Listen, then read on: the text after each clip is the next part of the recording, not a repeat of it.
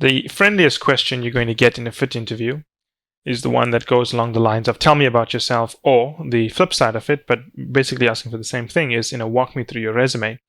So today I'm going to give you some samples of how to answer these questions, but more importantly, talk you through the strategy and approach you need when addressing these questions. I think the first thing you need to understand that your resume is not one page. Sure, when you write up your resume into a document, you try to condense it into one page, but in reality, your resume is obviously more than one page. Your resume is your life experiences. So when you're told to tell me about yourself or talk me through your resume, you do not need to simply stick to items you've put on your resume, okay? You can bring in additional items, and I do know for a fact, because I was a partner at one point and even ran interviews for a large part of my career, is that it's seen as a sign of confidence when someone is able to concisely and confidently bring up items that are not on their resume, but relevant to the discussion. Now, surely you could say that, well, if you're going to bring it up in an interview, it should be in your resume, but that's not exactly true.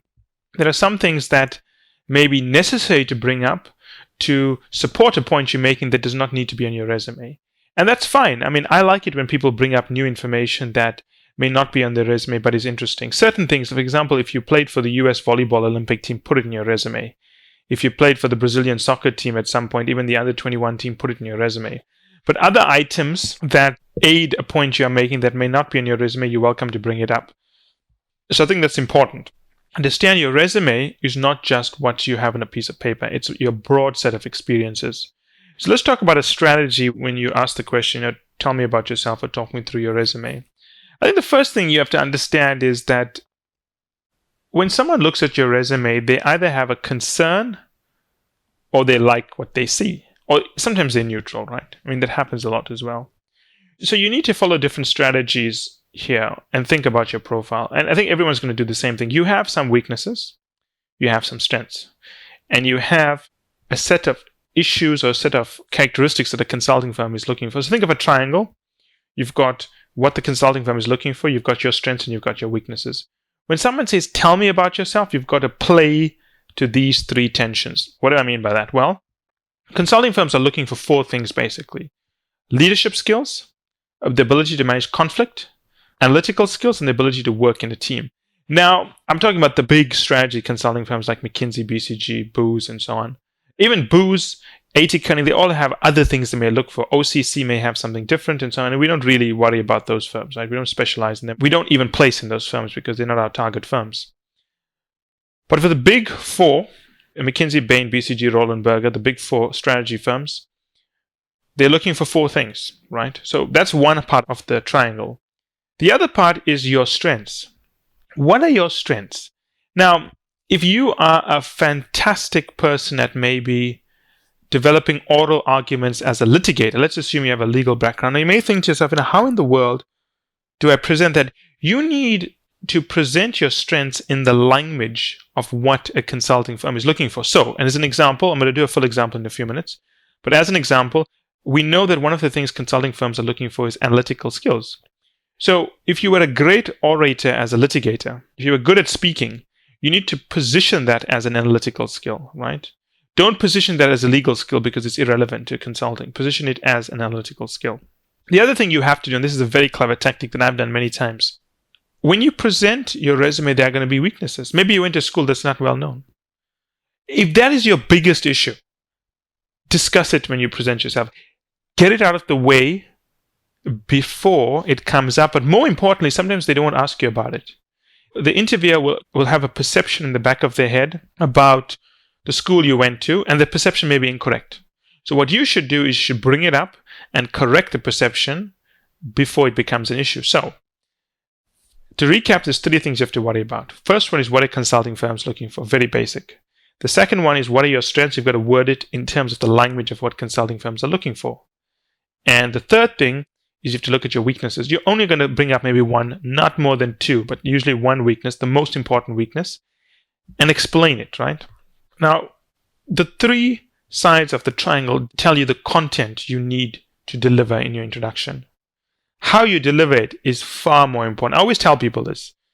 How you say things are more important than what you say. It's a skill that even I developed. I mean, good genes. I look a lot younger than I really am. Even when I was an engagement manager, I was a young engagement manager and I was a very young partner. But irrespective of how young I was, I would look much younger than I really was. And one of the things I had to deal with was clients would look at me and, they would look at me and then they'd look at the senior partner next to me because they think, well, he must be an analyst. And I had to convince them to listen to me by the way I spoke, the way I developed a storyline, the way I create a compelling story. So now I'm going to talk you through a resume of a candidate. I'm not going to give you too much details about him, but let's assume that his hobbies are sailing, backpacking, cooking.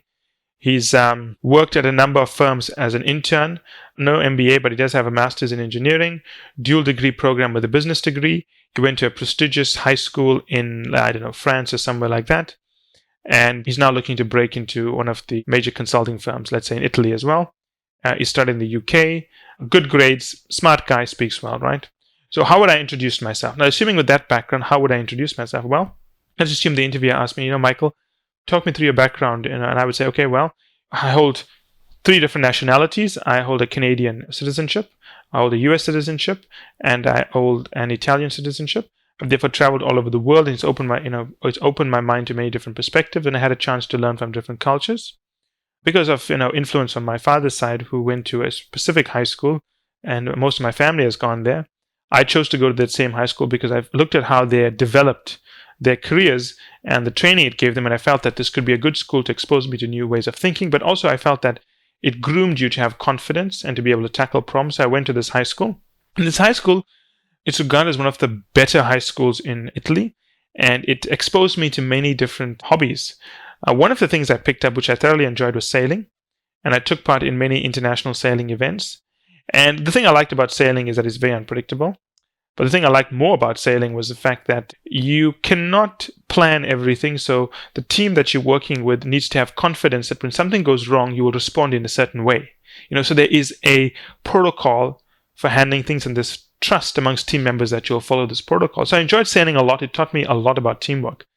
And out of my sailing experiences and my high school experiences, I realized that I assumed I'd want to be an engineer, but out of having to deal with sailing challenges and so on, I realized that, maybe business and the management side would be appealing to me. So at this stage, I wasn't sure. So I chose a dual degree program whereby I could get an advanced degree in engineering and an advanced degree in business. And I enjoyed it immensely because the engineering side fulfilled my desire to pursue analytically sound thinking and learn about the sciences, which I think really helped me fulfill my mathematical needs. But also, I like building things, right? So I could get my hands dirty and build things. But on the other side, I was curious about business, curious about management, how to manage teams, how to tackle business problems. And the management degree gives me that exposure. And what I realized is that I wanted a career that offers the best of everything. I like the team environment for my sailing. I like the analytical nature of my engineering work, the precision that we applied, and also the fact that we had to break down problems to which, in many cases, there were no particular answers. And I like the business side, so I thought about how do I combine this? And I took up several internships, as you see on my resume, and I particularly looked for roles that could introduce me to careers whereby this intersection of these 3 skills would occur. So I took up an internship for an electricity utility whereby I worked on the business case side of installing a new user interface for the IT system. And it wasn't an IT role at all. I was basically doing the business case, trying to find out the total cost of ownership. It was very new for me. And I had to speak to so many experts within the company, contact experts outside the company to work out the total cost of ownership analysis I would do. I ran the analysis, collecting the data myself, and I had to present it. And that's an example of the different kinds of internship roles I took. And out of these internship roles, I realized, consulting is a good fit for me. So the final internship role I took, as you can see, was something as close to consulting as I could get for an internal consulting unit at a multinational company. And that exposed me to even more management consulting expertise. And while I was there, one of the senior managers in the unit was a McKinsey partner who pointed out to me that, while I'm doing very well, he thinks that before I move into industry, I should go into a consulting firm to get these skills. Not that I wasn't doing well, but he thought that I'd be an even better person in industry, or, I'd learn the right kind of way of thinking before I moved into industry. So I've done those things. That's the academic side. In terms of the non-academic side, as I mentioned, my hobbies are sailing. I like traveling. Also cook a lot, and I specialize in Vietnamese cuisine. And of course, that's a very high-level breakdown of my background. If you want to discuss anything, please let me know. Now, let's just diagnose this or dissect this thing. Now, let's look at the three tensions. Yeah, the three tensions. The first one, teamwork, addressed that very clearly on the sailing side. Analytics, addressed it on the engineering side. Conflict resolution, he kind of alluded to that on the sailing side as well, but he also talked about the TCO, total cost of ownership study, around how he had to engage different experts, which means he had to reconcile their differences. So it's leadership, teamwork, conflict resolution, and analytics. All of those things came out. Now, notice the language he used. I mean, he could have very well have talked about his IT experience in the language of IT, but he used it in consulting language, right? Frameworks, the approach. TCO is a consulting firm. Think about his experience in sailing. He could have talked about anything in sailing, but what did he focus on? He focused on the fact that everyone is well trained in a certain process and they trust each other, which is what consulting is. I mean, I know that a BCG associate anywhere in the world is going to be like a BCG associate anywhere else in the world. So no matter who I work with, I know what to expect. So again, he uses the language. Now, what was the gap he brought up? The gap he brought up is one gap that is very common to postgraduate students, PhDs or even masters in engineering or masters in sciences, is the fact that they are weaker in teamwork. And that is true.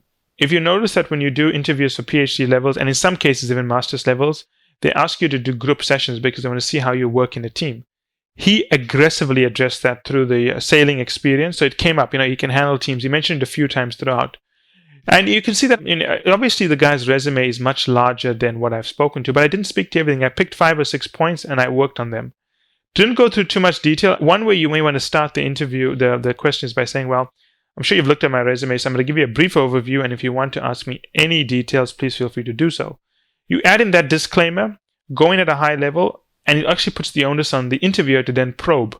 And the nice thing about getting the interviewer to probe is you can see where he's interested or where he has a concern, and you can focus on that.